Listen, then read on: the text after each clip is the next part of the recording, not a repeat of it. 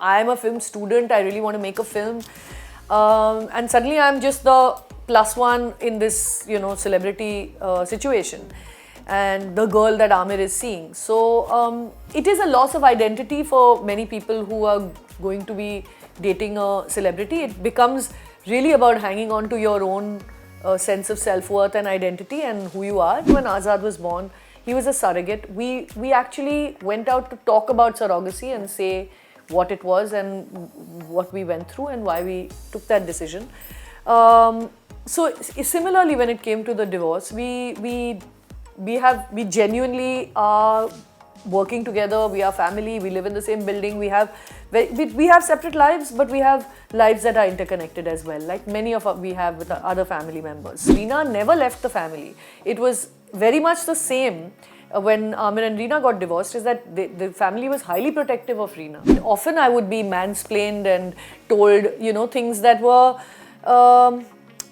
clearly, discriminating because I was a woman, telling me that I did not know certain things because I was a woman. And I encountered this.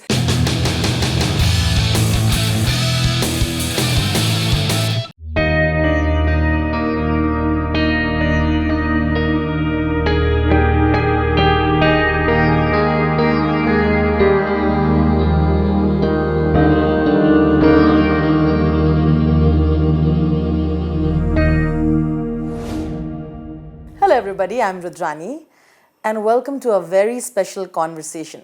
Happy Women's Day, and in our Wonder Women series is a woman who's truly wonderful.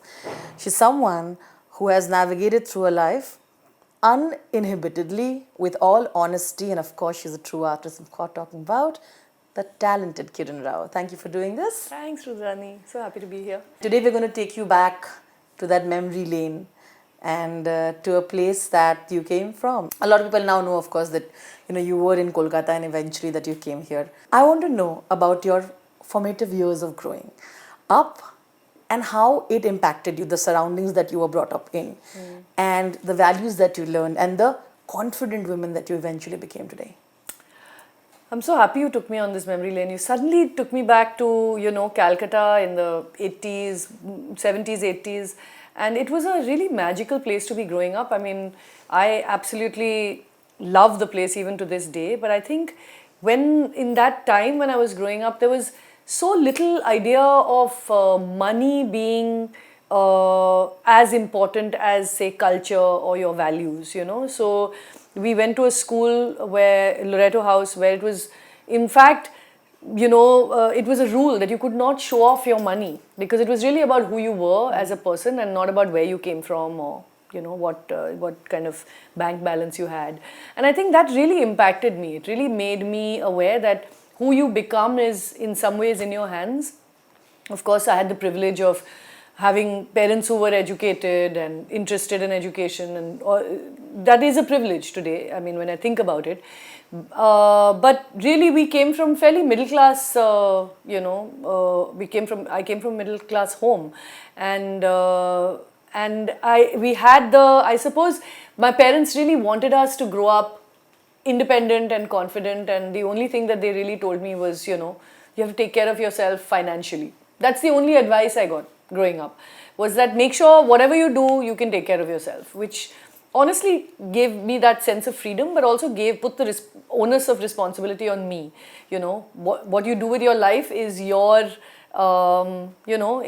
going to be your decision and then your responsibility. So growing up in Cal actually really informed that experience, because it's a place full of culture, it's a place full of music, and it's genuinely like a magical place to be growing up, where not everyone is interested in the shoes you're wearing or the clothes you're wearing, I got lucky. I got very lucky. And cut to that, you came to a world that was very different. Yeah. And the reason I asked about the place that you were growing up, because I feel like you are among the very few who have managed to kind of hold on to that part of yours, which I think after coming into an industry, which is of course amazing and creative and all of that, but also extremely self-obsessed and insecure and all of that, right? Yeah. Because of the nature of the industry that you belong to. Yes, I think you're right. I think that's being from Calcutta really informed that, because it was really about who you are, not about where you come from. And then, you also became one of the assistant directors, of course, associate producer eventually, and then all of that.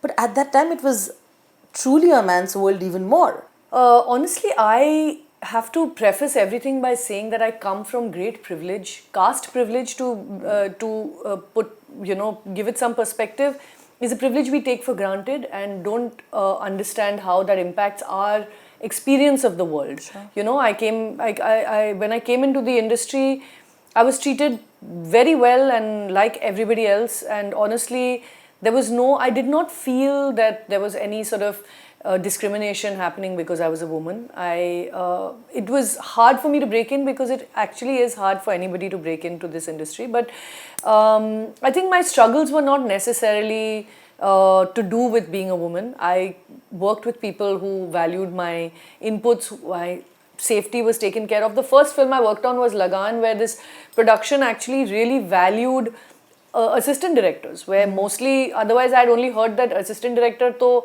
pan parag ka dabba leke ghumte hain, Yeah. They're like they're not considered professionals who have a certain kind of number of duties. I'm being broadly generalizing. Obviously, they weren't all like that, but Lagan really set a standard in terms of how they treated the crew. So I guess I was very, very privileged. I didn't really encounter discrimination per se, and safety-wise, I didn't have any such negative experiences. But that's not to say that it was all roses for lots of other women who were trying to get in, and I became far more conscious of that as I was growing, as I went on in the industry, and post Lagan worked with many other production houses where we did have to navigate broism on a set, boys gangs on a set. As a first AD, I did encounter that, because most of these big sort of other departments where you need perhaps some physical strength were usually sort of led by men, and often I would be mansplained and told things that were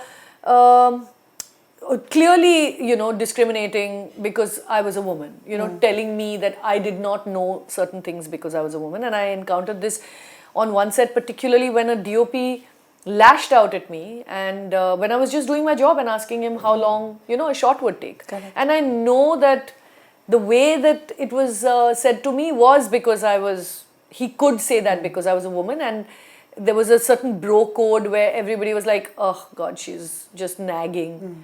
When actually my job was to get the film going and get the shot done. So I've encountered that kind of thing much more, which is a little more, in some ways, insidious and unspoken, Subtle. where it's a much subtler way of discriminating. But Where it you is as bad. assume, it's just as bad, where you assume that the woman doesn't know because, it's technical, so you wouldn't know. That a lot of people. Which is really, really annoying. There have been other kinds of, I suppose, unequal treatment. And then you managed to direct eventually, a film like Dhobighar. Of course, at the time, like you said, eventually the crew became had more female members, but you've also worked, like you said, with a lot of male members. Have you been in scenarios where you felt unheard? Sometimes? Sometimes, yes. I do feel like it does happen, and I don't know, especially in the scenarios that I've found myself, I've never been able to quite judge whether it's because I'm a woman or it's because I'm younger than a lot of the men in the That's another room. issue. But I do feel there are subtler ways in which you kind of make a woman unheard in a room, especially when it comes to discussing things that become a male domain, whether it's like I said, tech stuff, or it's budget and money related things. And women, I think, do have to work doubly hard in a room to assert the fact that we know what we're talking about. And mansplaining is something that is just super universal and common. We are constantly told things as if, you wouldn't know this, and that's really one of the more annoying things. Lagan, of course, you met Aamir Yeah. there, and I remember I was going through some of your old interviews, and Aamir very jokingly over the years said that she used to be very rude.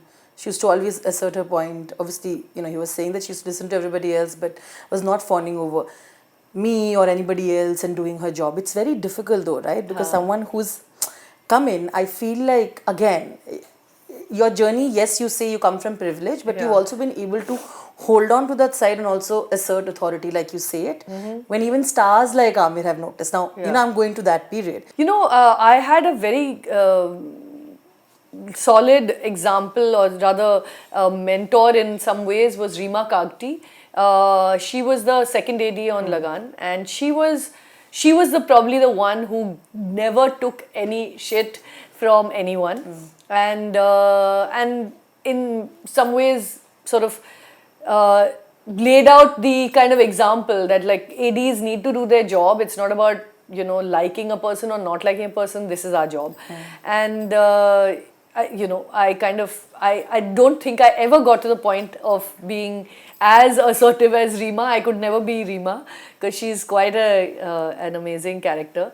But I learned that it's important for you to be true to what you've been hired to do, and to do it without. I've never been rude. So Aamir must have been like, she's cut and dried, but I've never been able to be rude.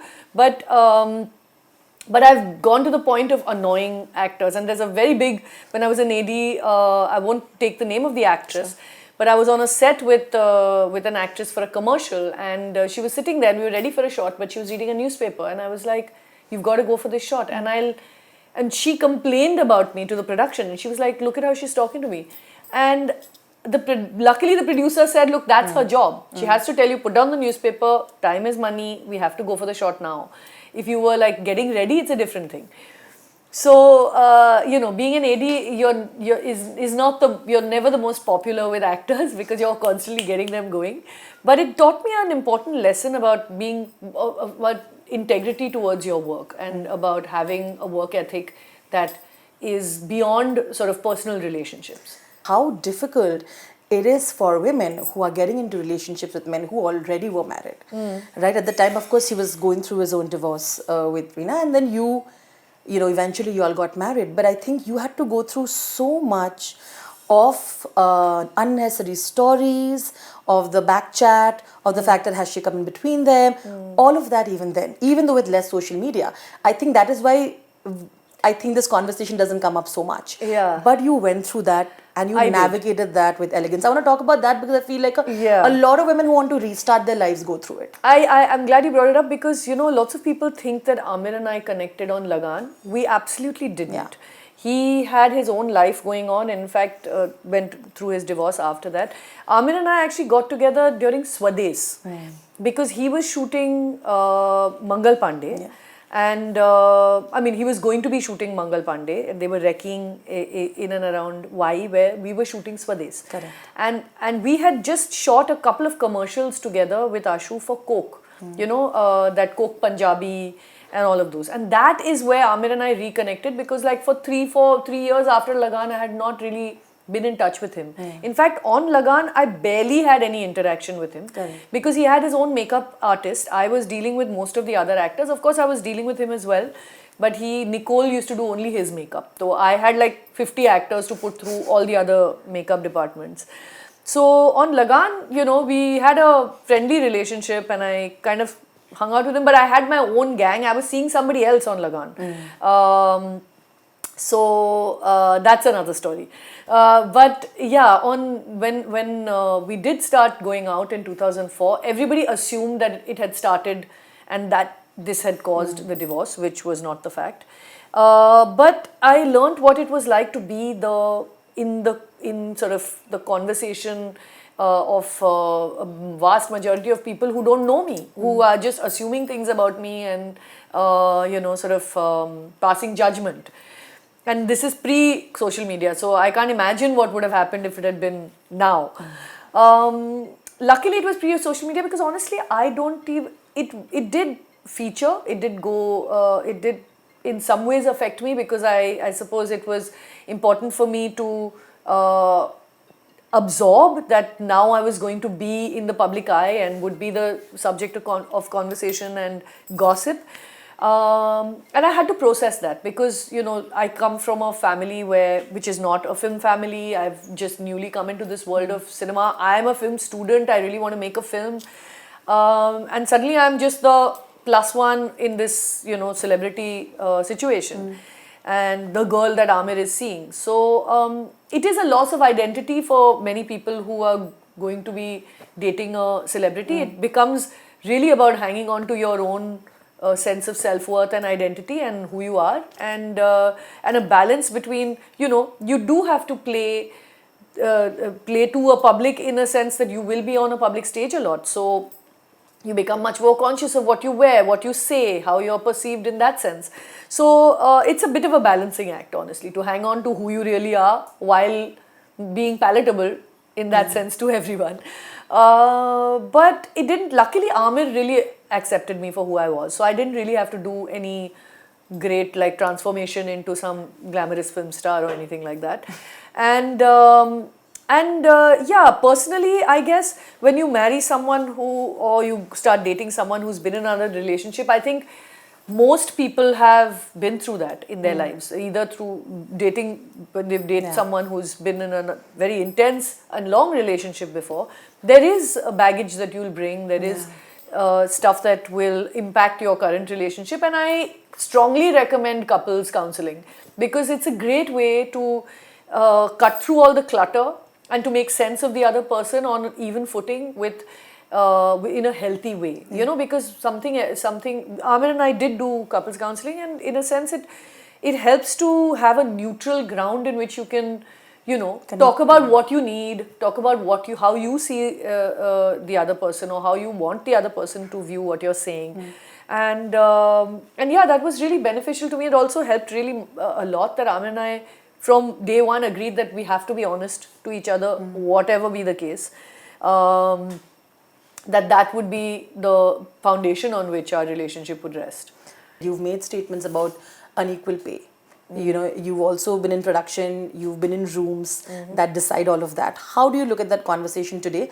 Because I know it's better, but there are a lot of women who say that we still need a lot of work in the department, the pay remains unequal, you know, we still need women taking major decisions at the top tiers where we are not represented. Yeah. How do you look at that? I think women are highly underrepresented when it comes to our industry and in many industries, I'm sure. I do think also that there are many other sectors and kinds of people who are underrepresented. People with disabilities, LGBTQI, people from other castes, other cultural backgrounds. You know, the conversation has to be about inclusion, about bringing more women into more rooms, not just, in fact, it's shocking how few women writers even we have. And so, or people, you know, queer people who are writing stories, being, you know, producers. We need representation in real terms, in just actual numbers to begin with. Which I think is the onus is on the industry. It's on me as a director or a producer. Who do I choose to hire? When I do have to hire, can I you know, consciously go out and say, look, I'm going to make space for all these kinds of people to be in the crew with me. So I do think it needs proactive change. When it comes to pay, I think honestly the film industry has, you know, by and large not discriminated on monies. I think the equal pay often comes when it comes to actors, and that's a conversation that becomes a little more tricky because producers have all kinds of concerns when they decide a budget.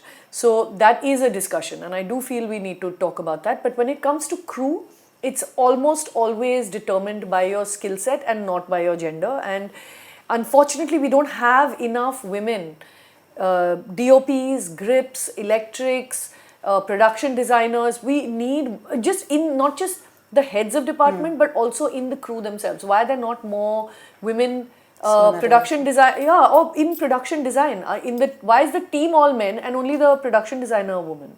Why can't we have more women carpenters, more women dress men? Why is it called a dress man? Why are they not dress women? So this is the thing that I think we need to change in terms of representation in actual physical numbers, you know. Absolutely. I think one thing we talk about women leading authentic lives, which you have always endorsed. I think one moment that was very emphatic and important was the way you all broke the news of divorce, right? The conversation was so beautifully said. I think in our country, now it is way better.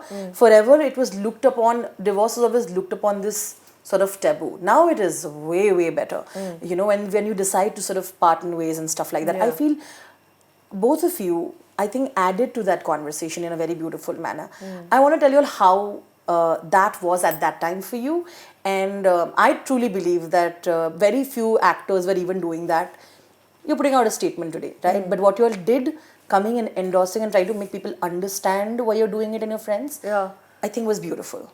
Yeah, you know, I think both Aamir and I, as public people, feel, you know, we want to live our lives as openly as we can. In the sense that obviously we have our privacy, but our private lives and our decisions are going to be discussed publicly. And we felt that it was important for us to own that discussion because we knew why we were doing what we were doing. And it could easily be misconstrued and, you know, made into something else altogether. So even when Azad was born, he was a surrogate. We actually went out to talk about surrogacy and say what it was and what we went through and why we took that decision. So similarly, when it came to the divorce, we genuinely are working together. We are family. We live in the same building. We have separate lives, but we have lives that are interconnected as well. Like many of we have with other family members. So we did think that it was important to share that. Firstly, Aamir being somebody who's loved by the public for 30 plus years, in some way owed it in a sense, in the sense that people who love him on screen would want to know why, you know, this was happening. And for a second, we do think that there's value in having these conversations at a public level because it's, like you said, it's sad that A, divorce is taboo, B, that we wanted to say that we really value marriage as an institution. We think marriage is a beautiful thing, but it's possible for people to have relationships after the social contract of marriage is ended, or people who want to redefine their relationship in some way. So I feel these are conversations that we do have the privilege of bringing into the public domain, and we felt that it was the right thing to share with people who are connected with us. No, absolutely. And I feel like you rightly said, you know, you all stay in the same building. Reena stays there as well. You know, your mother-in-law stays in that building as well, right? Yeah. All of you all stay together. I think a lot of people... Reena stays in another building, but in the in a 50, like down the road, 100 meters away. But that's what I'm saying. It's beautiful. You also have female friendships going here. Absolutely. Which I think people cannot fathom can happen. And I think you all break that. Can you elaborate? Because the wedding was beautiful, right? And there are people who don't... They're like, how can you be friends with this? How can you be whatever? But I'm saying that that's because you all ended in a very non-toxic manner. And had like kind of got like a conclusion to it, which a lot of people don't do. You know, within yourselves. I guess one of the advantages, perhaps, I'm guessing here, of a love marriage in that sense is that you really want to be connected with this person when you marry them. You consciously make that decision.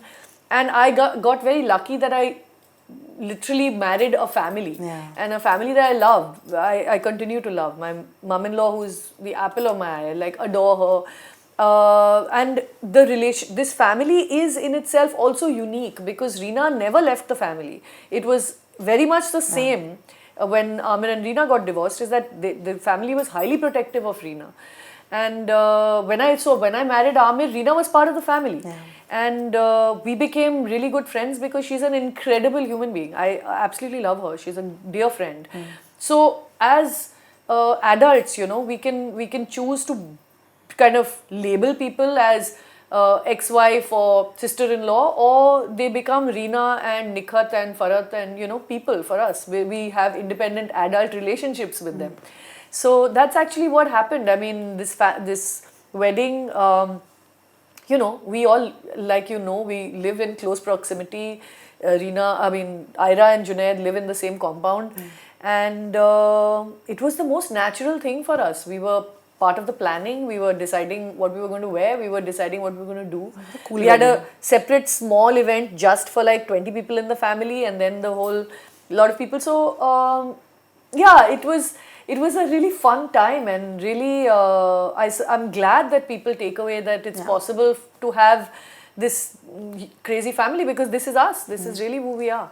And also that wedding, right? Like even Ira, she went ahead and she said, I'm going to do what I want to do. Yeah. Whether it's the groom deciding to come in shorts and doing it. I think that also says a lot about the women around you in the family also. Yeah. Isn't it? Yeah. It was actually, the idea was that Popeye said, everybody comes on horses and on elephants and vintage cars, but I'm an athlete and I'll run to my wedding, and I thought that was the cutest thing.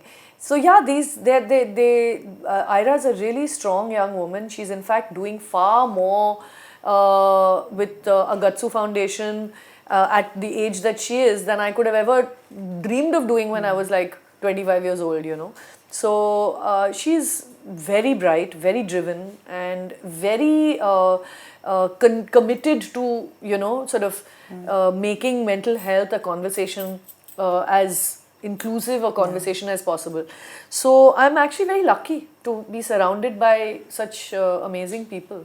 I agree. And I must say that, listening to you, and I know a little bit about you, I started off the conversation about you growing up around and, with a family who's so supportive, understanding.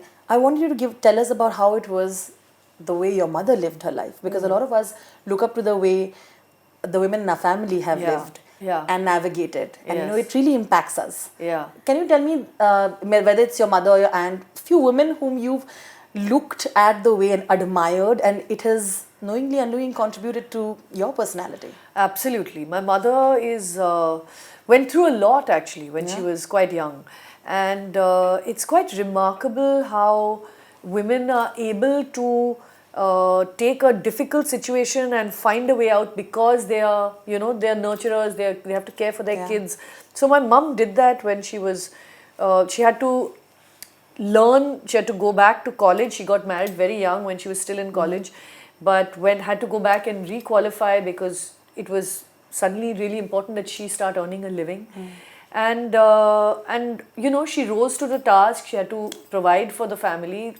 Then she met my dad, and they had me, and right through my life I've seen how my mother has balanced so many needs, and always never in some ways made herself a priority in her own life, which taught me something quite important for myself. But what she did do was give us the most happy and wholesome childhood that I could have asked for. I can never draw from childhood trauma, for stories, because I didn't have any. For you. Yeah, I was very, very fortunate. Though she went through so much, she just made sure that our lives were full of like the best things, which was simple things, but food on the table, meals together, taking us to her mum's house for holidays, getting us library memberships, getting us club memberships so I could learn to swim and play tennis. And it was, she's remarkably, when you see her, she's not the most assertive person or the person that you would, some sort of firebrand person, but inside so determined to make sure her children, have the best life, are happy, are well adjusted, always worrying for people other than herself. Really quite archetypal in some ways when it comes to a mother. And her sense of, I suppose, kind of desire to make everybody happy is something that in some ways I feel I got as well. Where you want to make sure people are happy, make your family comfortable. and sometimes at the cost of your own happiness and your own comfort. It's something that I now think is not always a good thing, and it's important that women think for themselves, think for their own good, their own happiness, their own space, determine to achieve their potential. In fact, before they achieve potential of their families, put themselves before other people for a change, rather than put family first. All right, some fun questions. Are you ready? Yep. Okay.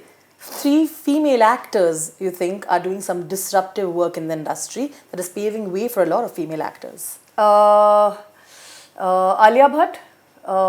You can name few if you... Richa Chadha. Deepika Padukone. Konkona Sen Sharma.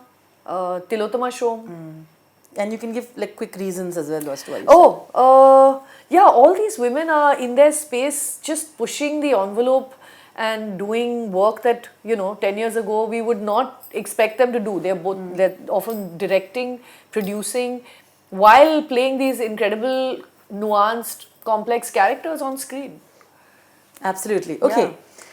3 female directors that you admired because of the work that they do, and it's unfortunate that I have to still ask you female directors, but you know why, we don't have enough. Yeah. So Konkona Sen Sharma, I love her work. Zoya Akhtar, and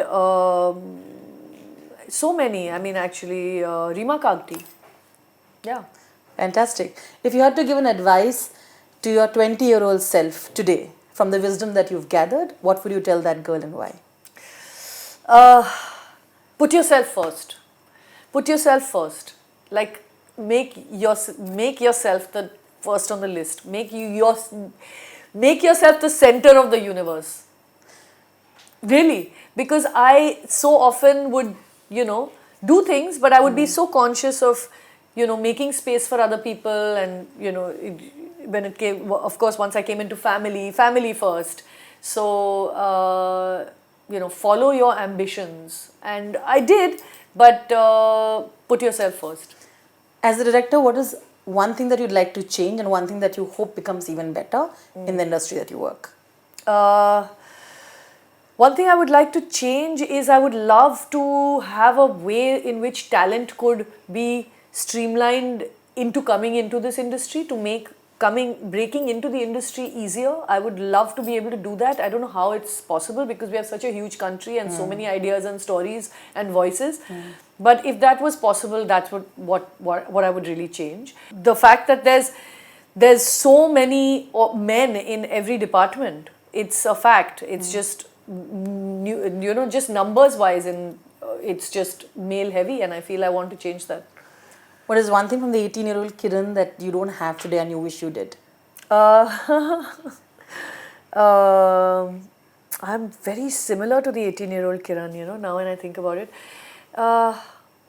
Perhaps in some ways the ability to relax and let things go. I'm still like that, honestly, but maybe when I was younger I was even more forgiving, even more, in some ways, chill about stuff. I like that. Yeah. Okay, but you are still like that. I'm very like that, honestly. I can't think of a thing that I would change. Except I would love to change physically, that I was so much fitter. But I really admire, I hope that we all can say that we are similar to the younger self. Yeah. The good qualities of the younger self. On that note, a message for all the people who are watching you today during this interview, if you had to say, particularly about Women's Day. I would say let's be more kind to each other. Life is short, and we all are having different experiences, and it'll help if we're just much more kind to each other.